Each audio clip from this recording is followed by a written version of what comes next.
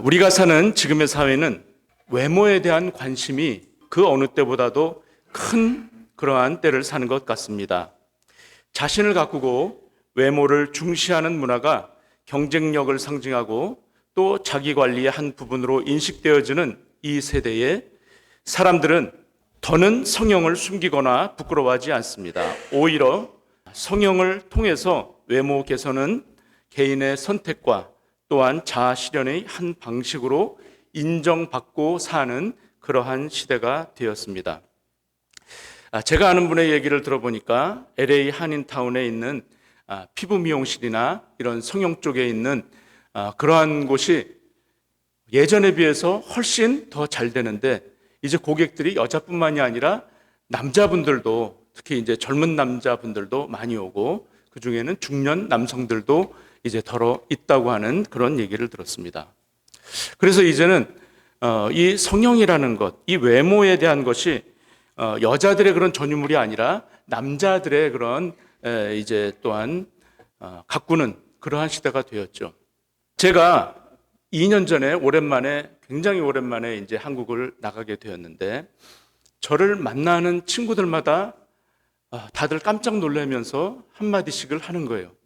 아니 그새 그 머리숱이 왜 이렇게 많이 빠졌느냐고 한마디씩을 하는 거예요. 그러면서 하는 말이 모처럼 한국에 왔으니까 머리숱을 좀 신고 가면 어떻겠느냐고 이제 그러는 거예요. 나이도 얼마 되지 않았는데 머리가 그렇게 없어서 되겠느냐고 그러는 겁니다. 그래서 야, 그거 비쌀 텐데 내가 그런 돈이 어딨니? 제가 이제 그랬더니 또 좋은 방법이 있대요. 저 터키, 지금 이름이 투르키예로 바뀌었죠? 투르키예를 가면 한국에서 3분의 1 가격으로 남자 모발 이식 수술을 할 수 있다는 거예요. 거기 가면은 비행기 값도 뽑고 여행도 하고 머리까지 신고 올 수 있다는 겁니다. 이거는 제가 무슨 말씀을 드리는 거냐면 그런 대화가 전혀 이제는 아무렇지 않게 남자들 사이에서도 스스럼 없이 할 수 있는 그렇게 이제 굉장히 그 외모를 중심으로 하는 그런 시대가 되지 않았나 이것을 이제 말씀을 드리는 거죠. 자, 외모 지상주의, 루키즘이라고 그러죠. 외모로 사람을 판단하는 것이 당연한 듯 여겨지는 그러한 이 시대에 그렇다면 오늘 성경 이 본문은 무엇을 저희들에게 가르치고 있는 것일까요? 우리의 시각과 관점은 과연 그러면 어떻게 이것을 이해하고 받아들여야 될까요? 그리고 또 우리의 삶 속에 적용을 해야 될까요? 자, 오늘 본문 야고보서 2장 1절부터 5절의 내용을 한마디로 말하면 다른 거 없어요. 사람을 외모로 취하지 말라는 얘기예요. 이게 중심이에요. 사람을 외모로 취하지 말라. 자, 이 말씀을 그런데 크게 두 가지 면에서 의미를 저희들이 찾아볼 수가 있습니다. 첫 번째는 상대와의 관계 속에서 내가 다른 사람을 대할 때 어떻게 대해야 되느냐. 거기에는 상대를 볼 때 사람을 외모로 판단하지 말라는 것이 첫 번째고, 그 다음 두 번째는 이 말씀이 나를 비춰보는, 나를 향하는 잣대로 봤을 때는 어떻게 그럼 저희들이 받아들여야 되느냐.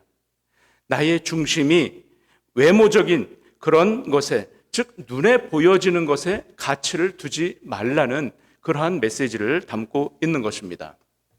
자, 첫 번째 대지입니다. 첫 번째 대지, 외모로 취하는 것은 차별의 시작입니다. 이렇게 제가 또 제목을 달아봤는데요. 오늘 본문 여러분들이 1절부터 13절까지 읽지 않으셨습니까? 여기에 긴 본문이지만 사실 이 긴 본문을 한마디로 요약하는 것은 1절에 지금 다 담겨져 있습니다. 그래서 1절 첫 절에 사람을 외모로 취하지 말라고 단도직입적으로 지금 야고보 이 저자는 지금 저희들에게 말을 하고 있는데, 그냥 그러면 사람을 외모로 취하지 말라 이렇게만 써도 될 텐데 왜 앞에다가 이렇게 또 긴 수식어를 왜 또 붙여 놓았을까요? 뭐라고 붙였습니까? 내 형제들아, 영광의 주 곧 우리 주 예수 그리스도를 믿는 믿음을 너희가 받았으니 라는 이러한 무엇인가 이유가 지금 나와 있어요. 즉 너희가 이것을 받았기 때문에, 믿음을 받았기 때문에 사람을 외모로 취하지 말라는 거예요. 이것을 역으로 한번 생각해 볼 때에, 그렇다면 믿음을 믿는 그런 믿는 믿음을 받지 않았다면 사람을 어떻게 취한다라는 거예요? 외모로 취할 수 있다라는 것을 지금 저희들이 이 본문을 통해서 알 수 있지 않습니까? 영광의 주 곧 우리 주 예수 그리스도를 믿는 믿음을 받았으니, 이것은 사람을 우리가 외모로 취하지 않아야 되는 이유는 우리들에게 믿음이 있기 때문이라는 거예요. 즉 예수 그리스도를 믿는 사람들은 사람을 외모로 취해서는 안 된다라는 그런 말씀인 것입니다. 사람의 마음과 생각은 눈에 보여지는 것에 크게 영향을 받지 않습니까? 그래서 이 세상은 성별, 외모, 또 학벌, 인종, 나이, 직업 또는 경제력, 정치 성향 이런 것들로 인해서 사람을 가름하고 또한 이것으로 인해서 구분짓는 그러한 세상이에요. 이것은 저희가 부인할 수가 없어요. 사람 사는 곳은 어디를 가든지 어떤 구분이나 차별이 반드시 있게 되어 있어요.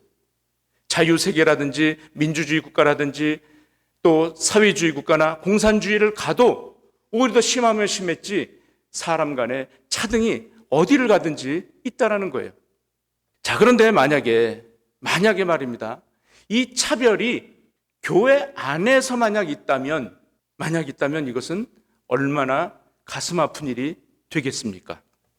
자, 오늘 본문이 쓰여질 당시 야고보가 살던 이 1세기경 고대 근동사회에서는 극소수의 부자 지주와 또 상인들은 점점 자신의 부가 늘어나서 이것이 큰 권세가 되었고, 다수의 서민들은 점점 더 궁핍해져가는 그러한 현상이 일어나고 있었습니다. 그들은 가난한 이들에게 과한 이자와 또한 소장료를 요구를 했어요. 그래서 그것을 제때 갚지 못하면 가차없이 어디로 끌고 갔다고요? 법정에 세우는 그러한 일들이 일어났고, 심지어는 그들의 사회적 지위와 권세를 이용해서 그리스도인들을 박해하고 또한 그리스도의 이름을 욕되게 하기도 했습니다. 자, 2절부터 7절까지 이것이 그대로 나와 있어요. 제가 이것을 설명을 한 거예요. 제가 빠른 속도로 다시 한번 읽어보겠습니다.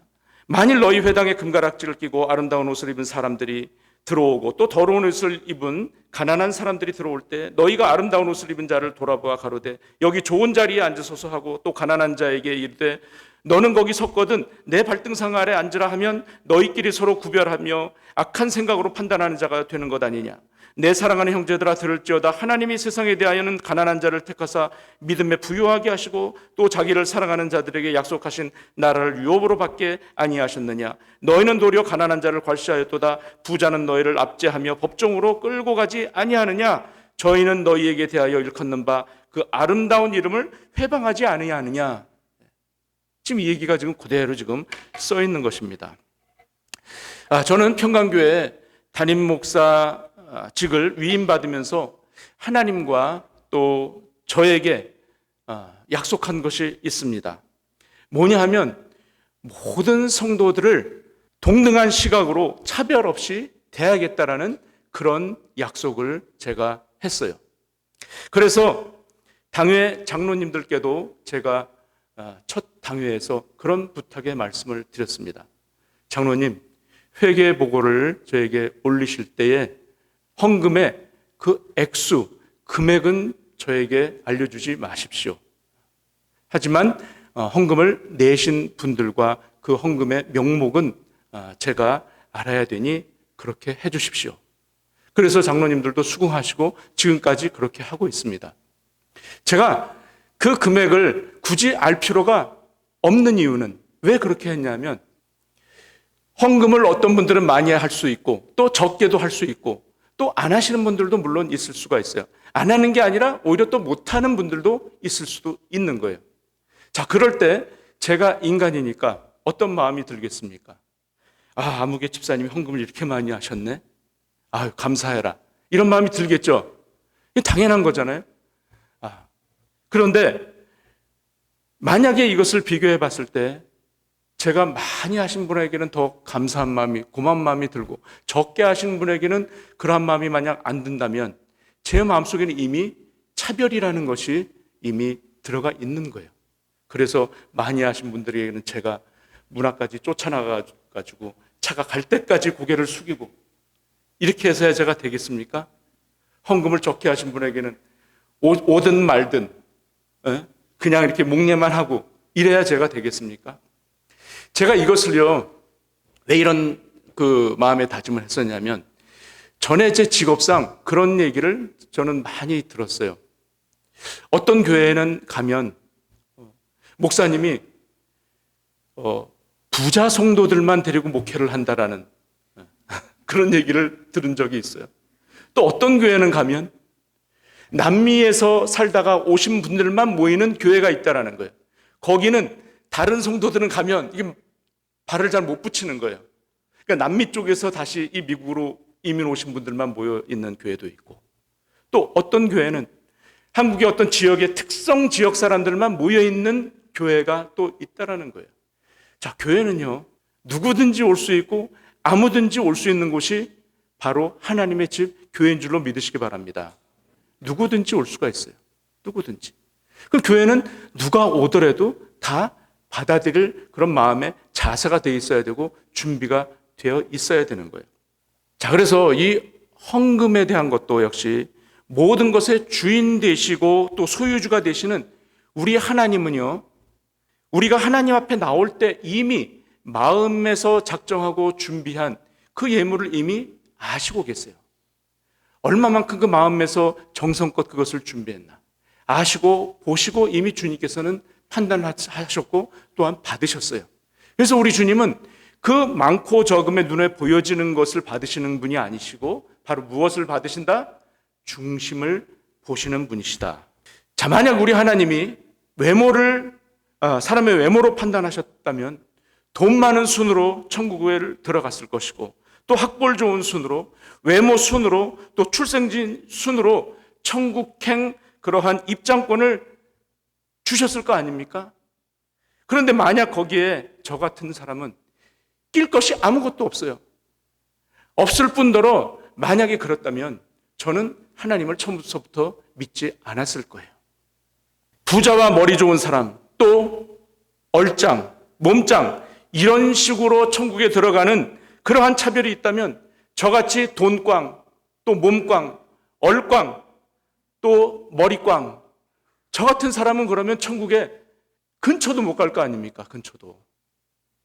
그런데 우리 하나님께서는 참 구주가 되시고 또 참 사랑이 많으셔서 우리 하나님은 어떠한 편견 없이 하나님께서 만들어 놓으신 이 한 사람 한 사람을 한 영혼으로 보시기 때문에 어떠한 차별이 없이 모든 사람을 동일한 눈으로 바라보고 계시다는 것, 이것이 얼마나 큰 은혜이고 얼마나 감사한 일이 아닐 수가 없습니다. 자, 두 번째 대지입니다. 두 번째 대지, 루키즘을 경계하십시오. 즉 외모 지상주의를 경계하라는 말입니다. 세상은요, 외모를 중시하지만 성경은 우리의 내면을 중요시하게 여기지 않습니까? 그래서 사무엘상 16장 7절에 어떤 말씀이 있습니까? 사람은 무엇을 보거니와 외모를 보거니와 나 여호와는 무엇을 보신다고요? 중심을 보시느니라. 사람들은 쉽게 외모에 그것에 현혹이 될 수 있고 속을 수가 있지만 하나님은 사람의 진정한 가치를 중심에서 찾으신다라는 그런 말씀이죠. 여러분들이 잘 아시는 구약성경 사사기에는 삼손이라는 아주 거창한 인물이 나옵니다. 이 삼손은 외모적으로 강한 인물로 성경은 묘사를 하고 있습니다. 그는 비범한 신체적 능력을 가지고 있었고 그의 힘은 하나님께서 주신 나실인이라는 그러한 서약과 또한 관련이 있는 사람입니다. 그래서 사람들은 삼손의 외모와 능력에 열광을 했어요. 그 힘을 경외를 했어요. 그러나 삼손의 삶을 보면요, 그의 내면적으로는 여러 가지 약점들이 있었습니다. 특히 그의 성격적 결함과 도덕적 연약함이 드러났습니다. 외적으로는 굉장히 강했지만 영적으로는 시험에 쉽게 넘어지는 그러한 모습을 보여주었죠. 그래서 삼손은 자신의 외적인 능력에만 의지하다가 결국은 어떻게 됐습니까? 자신의 모든 힘을 상실하게 되고 나중에 가서야 이제 다시 하나님을 찾게 되는 그러한 것을 저희들이 말씀을 통해서 알고 있지 않습니까? 그러나 우리의 구주 되시는 예수님께서는 이사야서 53장 2절에 보면 삼손과는 아주 대조적인 그러한 모습이 있는 것을 저희들은 볼 수가 있습니다. 우리 다 같이 한번 읽어보시겠습니다. 시작. 그는 주 앞에서 자라나기를 연한 순 같고 마른 땅에서 나온 줄기 같아서 고운 모양도 없고 풍채도 없은즉 우리의 보기에 흠모할 만한 아름다운 것이 없도다. 아멘. 자, 주님의 모습은요, 정말 이 말씀 그대로 볼 때 정말 볼품이 없는 분이에요. 굉장히 연약해 보이고 나약해 보이고 믿음이 전혀 가지 않는 그러한 모습이에요. 사람들한테 어떤 호감을 가질 수 있는 그러한 모습이 아니에요, 우리 주님께서는. 아니, 사람이 어떻게 말이에요, 인간의 모습으로 오셨으면 좀 풍채나 외모도 좀 좋고 왕으로 오셨다라고 그러는데, 우리의 임금으로 오셨다라고 그러는데 좀 멋있게 좀 오면 안 됩니까? 자라나는 연한 순 같아. 연한 순 여러분들 아시나요? 제가 화초가 죽어가면 그게 너무 안타까워가지고 거기 조그만 순이 있으면 그걸 갖다가 다시 살려보려고 제가 이렇게 드러내가지고 작은 화분에다가 옮겨 심어요. 그런데 그 연한 순을 잘못 건드리면 안 하니만 못해. 제가 괜히 건드리는 거. 그런 꼴이 돼버려요. 건드리다가 그걸 옮겨 심다가 잘못했다가 죽어버리거든요. 그리고 마른 땅이에요. 좋은 땅도 아니고 마른 땅에서 나온 줄기 같아서 고운 모양도 없고 풍채도 없다고 이렇게 지금 말씀을 하고 있지 않습니까? 그러나 우리 예수님께서는 예수님의 내면은 바로 하나님의 아들로서 크신 사랑을 다 담고 오신 분이에요. 그래서 주님께서 그 하신 일로 인해서 온 세상 사람들을 구원하는 그 일을, 구원 사역을 주님께서는 완성을 하시는 것입니다. 세 번째 대지입니다. 뭐라고 나와 있습니까? 겉모습 너머를 보라. Look beyond appearance. 사단은요, 그리스도인들이 자신의 정체성을 그리스도 안에서 찾지 못하도록 하려고 세상적인 성공, 또한 외모, 재물 등 외적인 것에 집착하도록 만듭니다. 이로 인해서 그리스도인들 역시 자신의 어떤 세상적인 기준으로 평가를 해요. 그리고 결과물로 자신을 평가를 하기 시작을 합니다. 그렇게 되면 영락없이 그리스도인들은 정체성을 잃게 되어 있어요. 왜? 세상 방법으로 자신도 그대로 판단을 하고 자신이 그렇게 따라가려고 노력을 하다 보면 그리스도의 정체성은 이미 온데간데 없어지게 되는 것이죠. 그래서 우리는요, 그리스도를 믿는 믿음을 받은 자들로서 하나님의 시선으로 사람들을 바라보는 그런 훈련을 해야 되는 줄로 믿습니다. 겉으로 보여지는 세상의 성공적인 기준으로 세상과 사람들을 보는 것이 아니라 그 상대를 바라볼 때에 상대도 역시 나 같은 죄인이로구나. 상대도 역시 나처럼 복음이 필요한 자구나. 상대도 역시 나같이 예수님을 필요로 하는 사람이구나. 그래서 아직도 믿지 않는 영혼이 있다면 이 영혼이 바로 주님께서 그토록 찾으시는 바로 한 영혼이로구나 하는 그런 시각으로 우리가 상대를 바라보아야 되는 것입니다.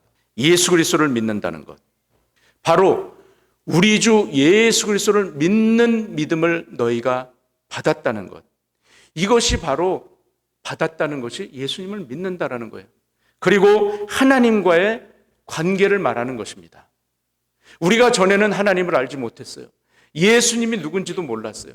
그러나 우리가 예수를 알게 되고 그 주님이 나같이 인생에서 참 여러 가지 많은 죄로 물들었고 또한 항상 이 죄질 생각만 하는 나를 건져주셔서 나로 자녀 삼아 주셨다는 것, 이것이 내 안에서 깊이 사무치고 감동이 된다면 내가 상대를 바라볼 때 저 사람이 무엇을 가지고 있는가, 저 사람이 내가 좀 이용해 먹을 것이 없는가, 그렇게 바라보는 것이 아니라 상대도 아직 예수를 알지 못하면 나처럼 예수 그리스도의 복음이 들어가면 저도 주님께서 사랑하시는 자로구나 라는 그런 시각으로 저희들이 바라보아야 된다는 것이죠. 그래서 나를 향하신 대속하신 구속의 은혜를 깨달았다면 나만이 아닌 상대도 똑같이 하나님의 대속의 은혜가 필요한 사람이라는 것을 인식하게 되는 것이죠. 모두 지옥 갈 사람들인데 예수 그리스도로 말미암아서 그 지옥 불구덩이 가운데서 저희들을 건져 주셨다라는 것. 이 사실보다도 더 가치 있고 더 보람된 일은 세상에 없는 것입니다. 그러니 당연히 저희들은 사람을 외모로 취해야 되겠습니까? 외모로 취할 수가 없는 것이죠.